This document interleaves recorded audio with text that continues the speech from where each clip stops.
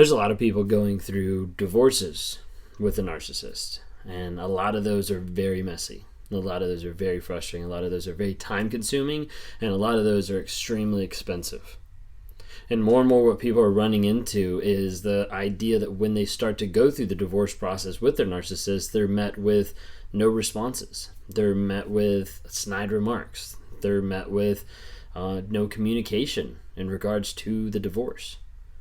And as a result, the narcissist continues to pull and hold onto like one tiny little strain that's left by keeping you stuck in a marriage. Oftentimes they won't respond to different things. They won't file any legal papers. They won't go through the legal system in different aspects. They'll just kind of sit back and not say anything. And it can be super frustrating and super disconcerting of like, how are you going to get out? How are you going to get out of this relationship? Like, what are you going to do? And the more and more I talk to people on one-on-one, like I know I need to, and I want to compile resources that people can actually go and be able to see like, hey, this is how you get out. This is the legal bounds, the legal reasons that you can do X, Y, and Z to be able to break free of this person who's dragging their feet or doesn't want anything to do with it. Oftentimes on the narcissist side, you have them dragging their feet because they don't want to look bad. So you have to remember, like, narcissism is all about controlling that image, like controlling the projection that I'm putting out there, controlling the aspect of what you see. So a lot of times you'll have people that are going through a divorce that are getting drug out for a long period of time because that narcissist wants to appear a certain way. Maybe that's to their parents, maybe that's to their friends, maybe that's to other family, maybe that's to a work group, whatever it might be. But typically they want to keep that image. And that image in the majority of society doesn't look good to be divorced. That image in the narcissist minds means like, hey, if I actually admit that I'm divorced, if I actually sign those papers, if I actually say, hey, I'm going to go through with this, that it means in some aspects they think that they failed. And so as a result, a lot of times they will push back and they won't engage with actually going forward with the divorce process. And this can cost the other party thousands and thousands of dollars while they're trying with all the legal fees to get things through, to push things a certain way, and it just ends up dragging on and on and on forever, it seems like. You see this oftentimes come really in a crazy light whenever they're dealing with children. And when they're going back and forth communicating about the kids or trying to figure out custody or trying to figure out visitation rights and things like this, that it gets really dicey and really, really awful. Because oftentimes the narcissist is fighting for the kids, not because they want the kids, and not because they want to spend time with the kids, but because they want to appear like they care. They want to appear like the great dad. They want to appear like the loving mom. And as a result, they will oftentimes fight for things that they don't want. And oftentimes that's your children.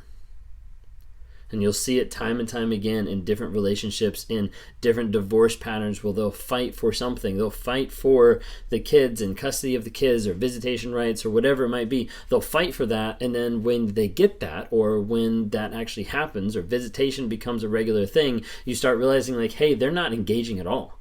In fact, they don't really care. They're not even communicating. They're not even doing things with the kids. Like, they're literally just not caring about them. That's because behind closed doors, that narcissist appears to the world like they care, like they're loving, like they understand. But in reality, they don't. In reality, they don't care. But that can be really hard to be able to battle through. That can be really hard for people to figure out step by step of how to work through. I'm hoping just with some of the YouTube, with some of the one-on-ones, with different things, talking to different people, I'm hoping to be able to connect more with people that can provide ideas and advice and different concepts or tools that they've used to be able to get through their divorce as painless as possible as it can be with a narcissist, with someone who's controlling, with someone who's manipulating all the facts, all the evidence, all the perceptions of everything going on. How did he handle that? Something I'm not well versed in. And so part of this video is literally just calling out to people who have been through this process, who have been through the divorce process with a narcissist. I understand why the narcissist thinks that way, but I don't have the legal aptitude to be able to tell you hey, here's a couple things that you can pursue to make that a little bit easier. If you've been in a divorce, if you've gone through it with your narcissist, with your toxic ex, and you have tips and you have things that can help, like leave some comments down below, because there's people searching for this stuff and I don't have all the answers, but I would love to be able to connect people with the right people to be able to help them find that healing. And they can't find that healing while they're still stuck in that relationship. They can't find that healing while they're still being controlled and manipulated, even if it is through a third party, because they're stuck in that divorce wheel.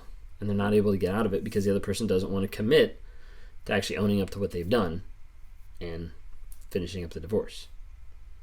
If that's you, just leave some hope. Leave some hope in the comments. Leave some ideas, some comments, some thoughts of, hey, this is something that helped. This is something that got me through. We need to develop more of a community of people that are willing to help each other through everything that they're going through, because the more united people can be, the better off we will be as a society, as a country, as a world, to be able to figure out how do we deal with this mental illness that's hurting so many people. And how do we protect others from developing that? How do we protect others from falling prey to that emotional insecurity, instability? And it's going to take one group at a time to try to bring knowledge and awareness and growth and healing and change to people that have been struggling and hurt and abused by narcissists. If that's you and you want to engage with people like that, please go down and visit the app. We've got it on the Apple Store. We've got it on the Google Play. Would love to have you interact with like 1,000 people or more that are on the app currently over the past month that it just released that are on that community. So it's called the Narc App, Narcissistic Abuse Recovery Community. That's what it stands for. The Narc App is there to be able to connect you with like-minded people. We're constantly working on developing new information, new ideas, new lessons, new courses on there to be able to help teach people and train people up in narcissism and be able to connect them with other survivors who've been dealing through the same stuff.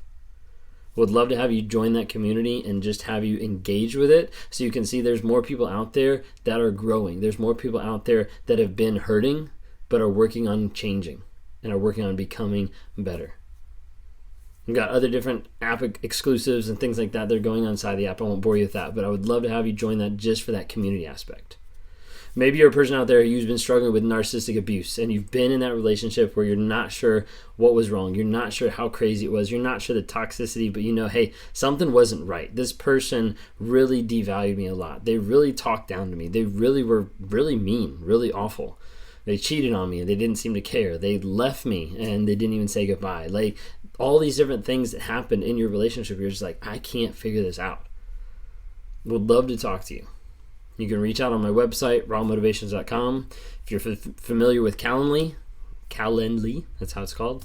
Go to www.calendly.com/rawmotivations, and you've got my page there. You can grab a time. Would love to be able to sit down and talk with you.